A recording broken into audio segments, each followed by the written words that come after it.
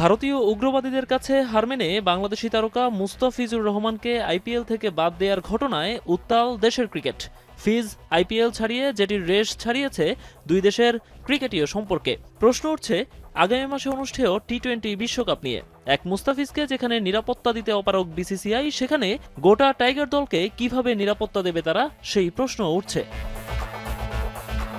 এসবের মধ্যেই বিশ্বকাপের দল ঘোষণা করে দিয়েছে ক্রিকেট বোর্ড। 15 সদস্যের দলে বড় চমক জাকির আলী অনিকের না থাকা।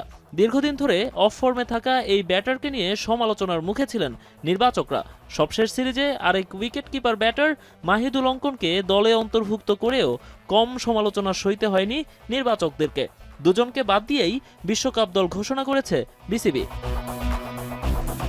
লিটন দাসের নেতৃত্বে টি-20 নিয়মিত মুখ হয়ে ওঠা সাইফ, তানজিদ তামিম, পারভেজ ইমনরা দলে আছেন যথারীতি। মুস্তাফিজ, শরীফুল, তানজিম সাকিবের সঙ্গে পেস অ্যাটাকে যুক্ত হয়েছেন অভিজ্ঞ তাসকিন আহমেদও। সবকিছু ঠিক থাকলে চলতি মাসের শেষ সপ্তাহে বিশ্বকাপ খেলতে উড়াল দেওয়ার কথা বাংলাদেশ দলের। তবে গন্তব্য হবে কোথায়, ভারত নাকি শ্রীলঙ্কায়, সেটি এখনও অনিশ্চিত। নোমান আব্দুল্লাহ, এখন, ঢাকা।